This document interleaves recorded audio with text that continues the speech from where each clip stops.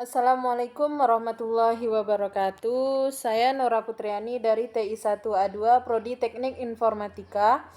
Saya akan menjelaskan salah satu materi Bahasa Indonesia semester 2 tentang diksi.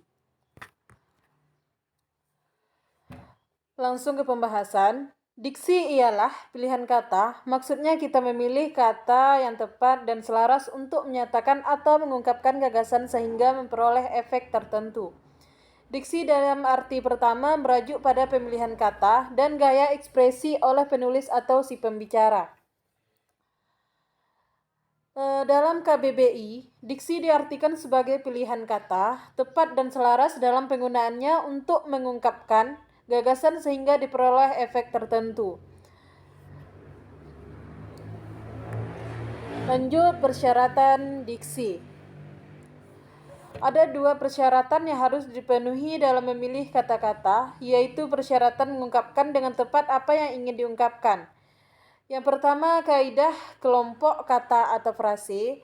Yang kedua, kaidah makna kata. Yang ketiga, kaidah lingkungan sosial. Yang keempat, kaidah karang-mengarang. Hal ini dijelaskan satu persatu sebagai berikut. Yang pertama, pilihan kata sesuai dengan kaidah kelompok kata atau frase.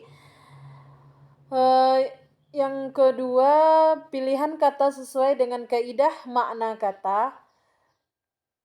Dan sedangkan di sini berdasarkan sifatnya makna dibagi atas dua macam, yaitu makna denotasi, yang mana makna denotasi ini adalah makna kata yang sesuai dengan hasil observasi panca indera dan tidak menimbulkan penafsiran lain. Contohnya, kepala, yaitu organ tubuh yang letaknya paling atas. Yang kedua, makna konotasi, yaitu makna kata yang tidak sesuai dengan hasil observasi panca indera dan menimbulkan penafsiran lain. Contohnya ibu kota, yaitu pusat pemerintahan. Berdasarkan wujudnya, makna dibedakan atas dua, yaitu makna referensial adalah makna kata yang mempunyai rujukan yang konkret. Contohnya, meja, baju, membaca, dan menulis. Selanjutnya, makna inferensial adalah makna kata yang tidak mempunyai rujukan yang konkret. Contohnya, baik, indah, sedih, dan gembira. Selanjutnya, perubahan makna. Berdasarkan cakupan maknanya, perubahan makna dibedakan atas dua. Yang pertama, meluas dan menyempit. Berdasarkan nilai rasanya, perubahan makna dibedakan atas yang pertama ameliorasi, yang kedua peyorasi. Selanjutnya pergeseran makna. Pergeseran makna dibedakan atas dua macam, yaitu asosiasi, yang mana asosiasi ini pergeseran makna yang terjadi karena adanya persamaan sifat. Contohnya Tasya menyikat giginya sampai bersih. Yang kedua, sinestesia adalah perubahan makna akibat adanya pertukaran tanggapan antara dua indera yang berbeda. Contohnya, kata-katanya sangat pedas didengar. Selanjutnya, relasi makna. Yang pertama ada homonim. Homonim adalah dua buah kata yang mempunyai persamaan tulisan dan pengucapan. Yang kedua, homograf adalah dua buah kata atau lebih yang mempunyai persamaan tulisan tetapi berlainan pengucapan dan arti. Yang ketiga, homofon adalah dua buah kata atau lebih yang mempunyai persamaan pengucapan tetapi berlainan tulisan dan arti. Yang keempat, sinonim adalah dua buah kata yang berbeda tulisan dan pengucapannya tetapi mempunyai arti yang sama. Yang kelima, antonim adalah kata-kata yang berlainan artinya. Contohnya, tua, antonimnya muda. Yang keenam, polisemi. Polisemi berasal adalah kata poli dan sema yang masing-masing berarti banyak dan tanda. Jadi polisemi berarti suatu kata yang memiliki banyak makna. Selanjutnya, pilihan kata sesuai dengan kaidah lingkungan sosial kata. Diksi harus selalu diperhatikan lingkungan pemakaian kata-kata dengan membedakan lingkungan itu. Lingkungan itu dapat kita lihat berdasarkan yang pertama tingkat sosial yang mengakibatkan terjadinya sosiolek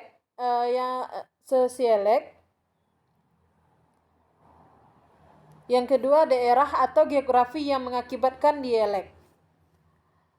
Yang ketiga, formal atau non-formal yang mengakibatkan bahasa baku atau tidak baku. Yang keempat, umum dan khusus yang mengakibatkan terjadinya bahasa umum dan khusus. Selanjutnya, pilihan kata sesuai dengan kaidah mengarang. Pilihan kata dengan kaidah mengarang memiliki kelompok kata yang berpasangan tetap, pilihan kata langsung, dan pilihan kata yang dekat dengar pembicara. Selanjutnya, kata ilmiah, kata populer, kata jargon, dan slang. Kata ilmiah merupakan kata-kata logis dari bahasa asing yang dapat diterjemahkan ke dalam bahasa Indonesia. Yang kedua, kata populer adalah kata yang bisa digunakan dalam komunikasi sehari-hari masyarakat umum. Selanjutnya, jargon adalah kata-kata yang mengandung makna suatu bahasa, dialek atau tutur yang dianggap oleh aneh. Kata ini juga merupakan kata sandi atau kode rahasia untuk kalangan tertentu. Selanjutnya, kata slang dihasilkan dari salah satu ucap yang sengaja atau kadang berupa pengerusakan sebuah kata, bisa untuk mengisi suatu bidang makna yang lain. Yang keempat, pilihan kata dan penggunaannya. Yang pertama, kata dari dan daripada. Contohnya, kertas itu terbuat dari kayu jati atau keterangan asal. Yang kedua, kata pada dan kepala. Contohnya, buku catatan saya ada pada Astuti. Di sini pengantar keterangan.